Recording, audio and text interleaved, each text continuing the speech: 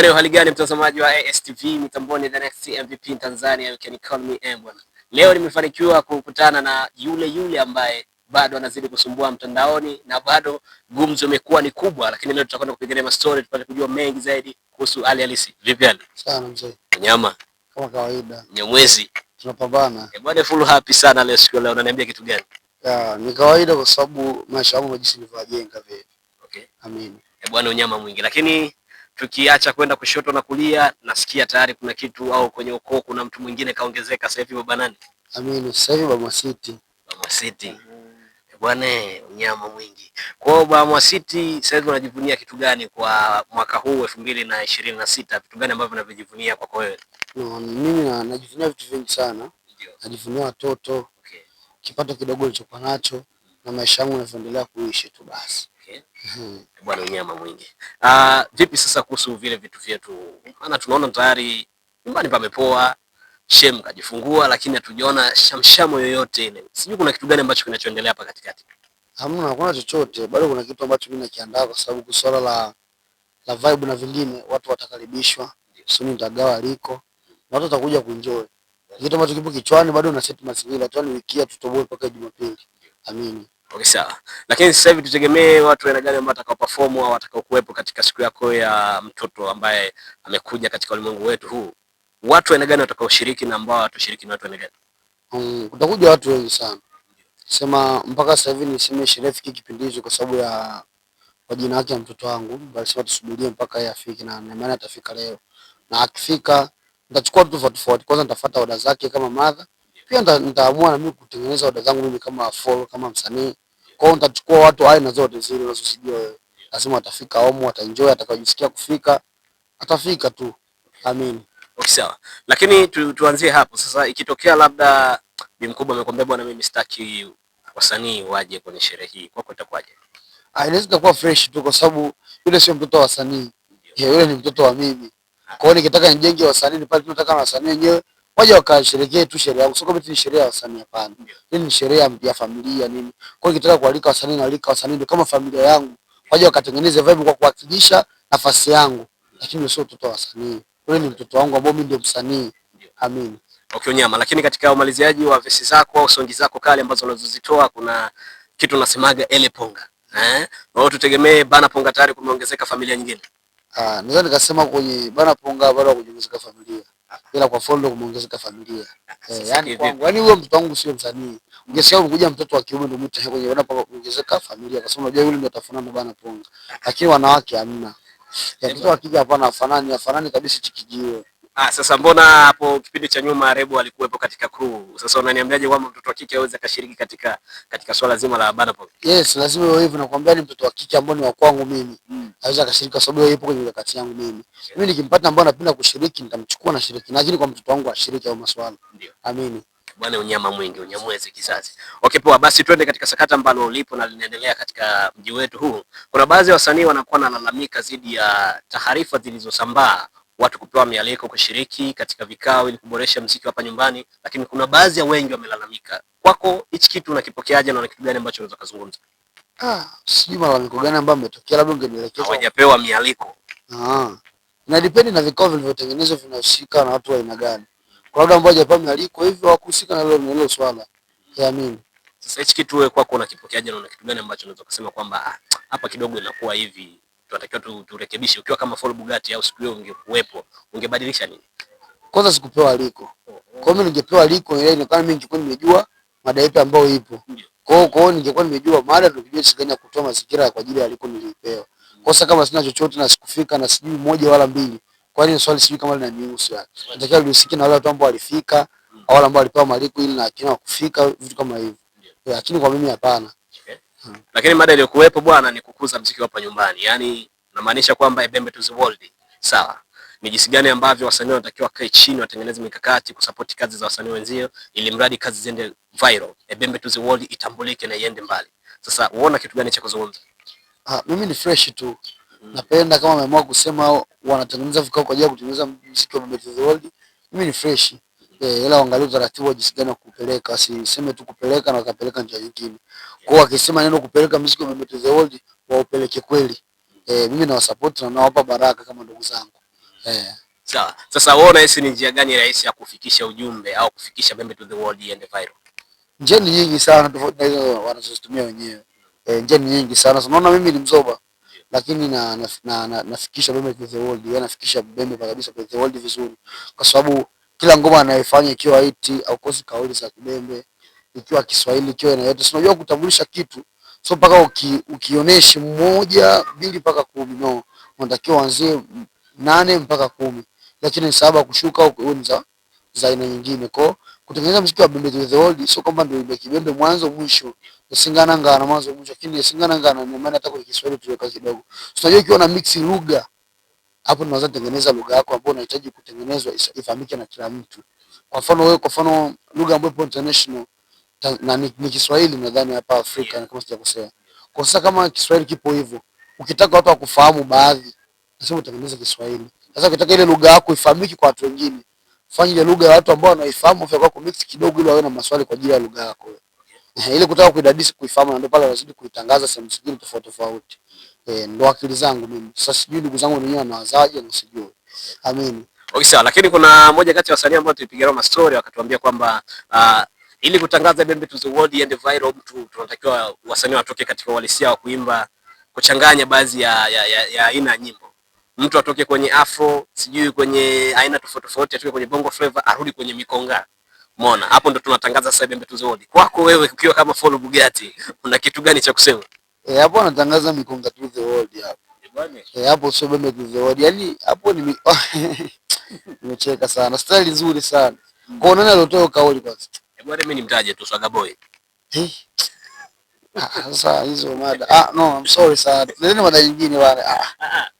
Usilitaka kujua lakini. Kwa Swaga Boy alisema eti watu watoke waache kuimba hivyo, waache kuimba mkonga. Yeah. Yeye anaimba mkonga. Si ndio ili mradi sasa tuchukue mfano kama Belami Muka. Sawa? Yeye alikuwa anaimba hapo nyuma mikonga nini? Na bado nadhani mpaka sasa hivi anaimba. Na yeye anakuambia vile ndio kutangaza Bembe to the world kwa sababu hakuna afro inayoingia mle wala muziki wa aina yoyote wala bongo flavor mnajichanganya mle. Kule ndio kutangaza sasa Bembe to the world. Sasa wewe una kitu gani cha kusema? Kule sio kutangaza Bembe to the world. Hapa wanatangaza ngoma ya asili. Yaani pale wanatangaza asili ya ngoma ya asili. Sio kwamba ndio wanatangaza Bembe to the world. Hapana. Yaani kutangaza lugha. Sio kwa eneo ya nyimbo za hivyo hivyo. Ukitaka kutangaza lugha, nitakao uitangaza hata kwa content zingine. Ya sababu kuna content creator wanaongea Kibembe nini. Pale wanatambulisha, unaweza kaongea Kiswahili kabisa Kibembe ndio pale. Yaani lugha kuitambulisha ndio wazi kwanza, kingine ambacho kinataka, yaani lugha inatakiwa kiulizo kwa watu wengine. Yaani kiulizo ni hiyo ndio kitu gani? Sasa kuitangaza sio kwamba unaitangaza tu ni kuitangaza ndio tengeneza sikila mengine ile iwe ni swali. Yaani kuifahamu inatakiwa tengeneze kwanza swali ndio ifahamike.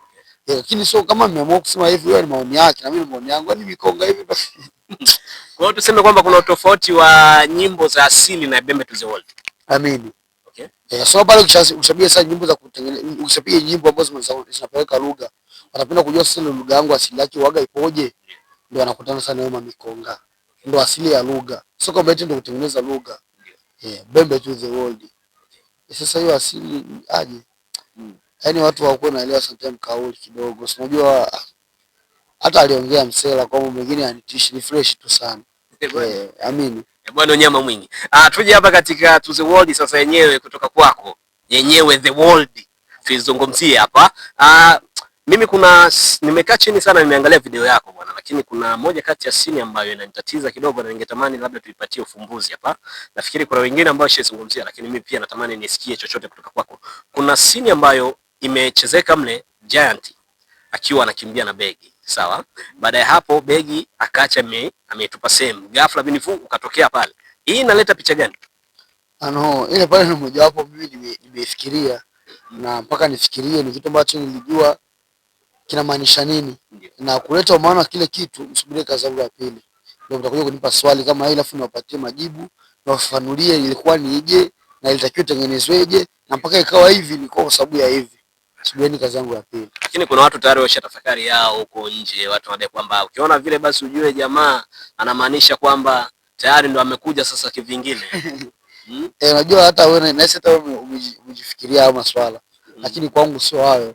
Kwa kama unaona ni hayo tuishi basi na hayo yote ni fresh. Wale ambao wanasema kwamba umekuja kivingine wenyewe pia wanatakiwa waende hivyo hivyo. Mimi ni mtu ambao nipo vile vile. Ndio. Yaani mimi nikiimba naimba vile vile. ila nautofautisha muziki. Ila naweza nikaimba uhalisia, nikaimba tofauti na uhalisia. Kuna utofautisha tu muziki. Kwa mimi ni mtu ambaye mimi nipo vile vile masaa 24 kuimba, kuongea, na vitu vingine mimi ni yule ule. Tofauti tu ni kuna mabadiliko madogo. Kwa mimi sio kama hivyo ninavyofikiria na sio kama vile wanavyofikiria. Unyama mwingi. Bwana, pia tukiachana na hapo tuje katika swala lako zima ambalo nakuwa kidogo ni gumzo hapa mtaani, kidogo natupata shida sisi ambao tunatamani muda mwingi tupige story na wewe. Shida inakuwa ni ipi? Mara nyingi tunapokutafuta bwana, unakuwa upo nje mara kwa mara. Hii kitendo cha kwenda nje kurudi, unakuwa tengeneza kitu gani huko na kuenda ambacho watu wengine hawajui? Huko nje nafuatia vitu vingi sana. Mimi ni mwanaharakati bwana, isitoshe mimi tena na familia. Kwa najua maisha gani natakiwa niishi. Kwa nikiendekeza vile ambavyo nipo mimi, kuna muda nitafeli. Kwa hiyo ukiona mimi nipo nje, naenda kutengeneza maisha, nikija nakuja kuonesha maisha. Ndio life na family ndio vile zaidi. Lakini kule nadhani unakutana na baadhi ya wasanii pia ambao wapo, na nafikiri tayari kuna, kama sijakosea, kuna kazi ambayo nimeisikia tayari mmeifanya kule, ulifanya All Stars Kigoma kama sijakosea. Okay, sawa. Tofauti uliona iko wapi zidi ya wasanii kutoka Kigoma na wasanii wa humu mwetu? Utofauti uliona uko wapi? Tofauti ni mwingi sana tu. Tofauti ni mwingi kwa sababu hata wenyewe mmesikia na mmeona. Kwa sina haja hata kuhadisia sana, lakini mmeona tu wasanii wa huko jinsi tunavyokuaga tunafanya na wenyewe jinsi walivyokuaga wanafanya, jinsi wanaoga nafanyaga. Kwa sasa kwa upande wa watu wa Kigoma wanaimbaji sana tofauti na huko, kwa sababu huko tuna waandishi wetu ambao tunahitaji sehemu nyingine na wenyewe waandishi ambao wanahitaji sehemu nyingine, na ndio maana tuna tofauti mwingi. Hata kama hata ushuti, yani tunavyoshuti sisi na wanavyoshuti wenyewe ni tofauti sana. Kwa ndio maana sasa hivi na umeamua tunatakiwa tupate ladha tofauti tofauti bwana. Nadhani kuna verse ambayo umeipiga mle, wanafanyaje? Wanataka kutangaza Ebembe to the world, wanatamani kutangaza Ebembe to the world. Wanasema kwamba muziki mzuri ni wa kwetu sote. Hao ndio kitu ambacho kipo kule, ili mradi watu wazidi kupata ladha halisia kutoka sehemu mbalimbali. Hapana, unaona mimi ni mtu ambaye niko hapa Kigoma, sio Nyarugusu tena Kigoma. Kwa mimi najua muziki wa hapa ukitambulika tunafanana tu na wasanii wa Kigoma, ngaji na Kigoma ya huko makata ya Makere huko Nyarugusu huko vijijini huko tulipo. Kwa mimi najua sisi ni watu tunatakiwa, mimi kama ni mwanamuziki wa hapa Kigoma, nataka nitengeneze muziki wa aina yoyote. Yaani wale wa pale wa mapromota pale Kigoma, ma content creator wote hao wa pale ambao wanaweza kuwa wananipata zaidi sana kwa jinsi ninavyofanya. Lazima angalau taratibu wa kunisogeza sehemu nyingine. Kwa lazima nikitengeneza kitu kikubwa ambacho kila mtu anaweza kukielewa, wa pale watanishika, wa pale watafikisha sehemu nyingine, na pale ndio pale naenda najitangaza na jipanua na nazidi kujiinua zaidi. Kwa hiyo mimi najua ninachokifanya in short. Sawa. Basi ni kitu gani ambacho unaweza kukirekebisha hapo ukiwa kama Full Bugatti ili mradi kukuza muziki hapa nyumbani? Kitu gani unataka ukiweke sawa ukiwa kama msanii? Mimi nataka niseti kwanza mazingira ya muziki hapa nyumbani, wajue kama kwa wadogo ambao kwa down wana vitu. Natakiwa wajue kwanza kuangalia yani vipaji na vitengenezaji ili hapa tuonekane ni wakubwa. Yani hizi ndio vizidi kufunga vipaji, hatuwezi kuonekana kama si wakubwa. Kwa yani target zangu na akili zangu nataka cha chini kionekane juu, cha juu kionekane kati. Labda uhisi hicho kitu kidogo kinaweza kukuletea changamoto kwa wasanii wenzako? Sio changamoto. Hata wakiona mimi nachokifanya kipo kwenye haki watanisupport pia. Amini. Bwana, unyama mwingi sana. Bwana, nimeshukuru sana kwa kampani yako siku leo. Basi una kitu gani ambacho unaweza kuwaambia watazamaji na watu ambao wanapenda kazi zako kwa ujumla? Sasa mimi nitawaambia mimi Full Bugatti. Kwanza siku leo mpaka Jumapili. Kabadi na shughuli kubwa sana. Kwa muda wote ule nitakuja kuwatembelea, nakuja kugawa aliko, nitapenda support pia.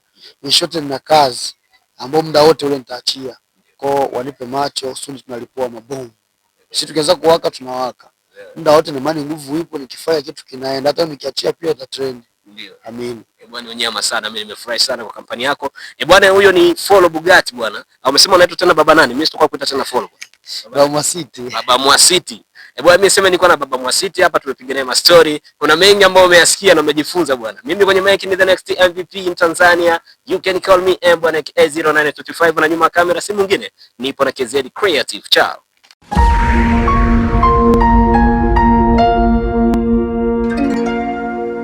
ISTV.